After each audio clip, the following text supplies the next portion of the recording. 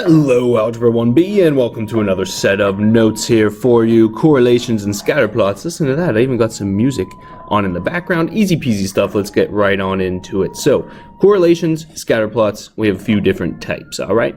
Type 1 we have is called a positive correlation. So, if you come across data and you happen to graph it on the x and the y axis, and let's say we're looking at, I don't know, the number of cupcakes you eat and the number of calories you've eaten. Okay, the more cupcakes you eat, the more calories you've eaten as well. Okay, we call that a positive correlation. Okay, positive correlations are going up from left to right. Okay, so if we look at another case, a negative correlation, let's consider the amount of candy I buy and the money I have. So the more candy I buy, the less money I have. That is a negative correlation. They go down. So if your dots kind of resemble a positive correlation, they're going up. Negative, they're going down, left to right. And if there's no correlation, maybe if we consider, I don't know, the number of hats I own compared to my cat, number of... And lastly, a negative correlation. And lastly, a no correlation is when things just have nothing, only one L, nothing in common at all. So if you graph something and you have a whole bunch of dots and you don't know if it's going up or down, it's very hard to tell. That is something that has no correlation. Okay, so describe the correlation, positive, negative, or no. Typically the number of socks in our closet and the temperature of the weather outside. Now you might try and think really hard like, well, if I have more socks in my closet, maybe it's warmer out or whatever. But typically there is no correlation. Okay, no correlation typically for those ones there. Number of caffeinated beverages someone drinks before bedtime and the number of hours sleeps. Generally, the more caffeine, the less sleep you get. So that would be a negative correlation. And, well, you probably think, well, the only one we haven't looked at yet is a positive, but let's think the number of milkshakes you drink versus the number of calories you take in. Again, that would be a positive. Okay?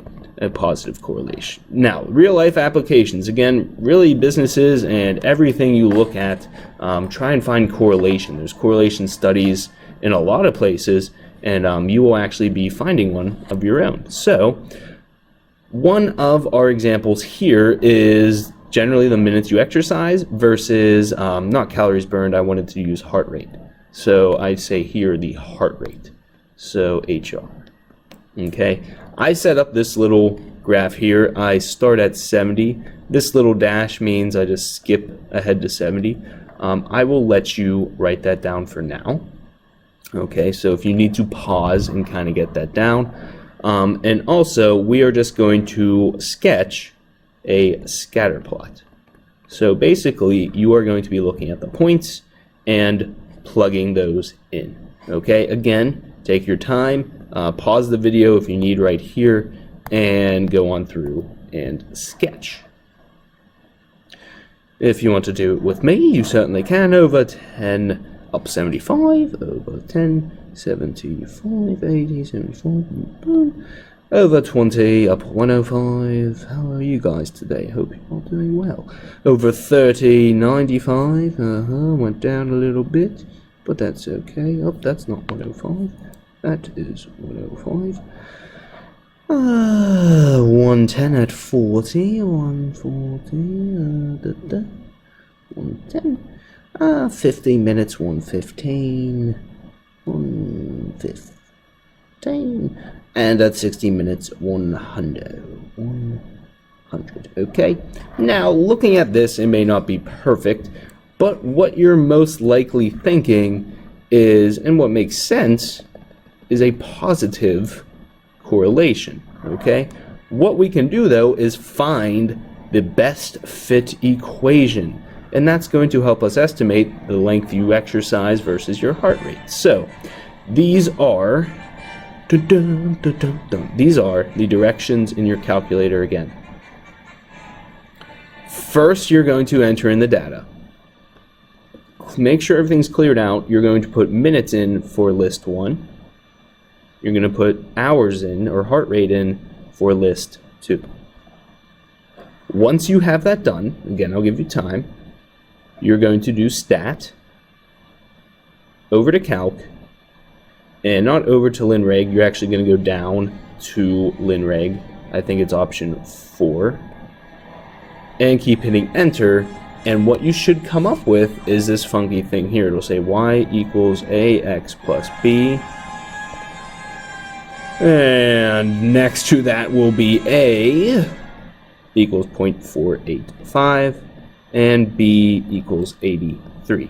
I rounded the decimal there. It's really okay, whatever you choose to round to. Now, specifically, our best fit equation then is just y equals 0.485x plus 83. What that helps us to do is, if we were to go further than what our data shows, we can find how many, or what their heart rate would be at 70 minutes. So with our new best fit equation,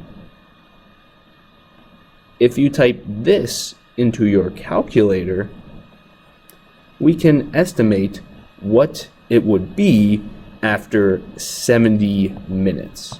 So again, if you were to exercise for 70 minutes, it would approximately be 0.485, quantity 70, plus 83, around 116.95. Okay, that would be the approximate heart rate. So that's really all I have for you. What I'd like you to do, you will have Scatterplot classwork here in a minute, but on Google Classrooms, I'd like you to give an example of something that would have a positive correlation of a positive correlation, and also, so that's one thing, and how about a negative correlation? So 2 things in your essential question: a positive correlation and a negative correlation. And that's all I got for you guys. So good stuff and awesome job.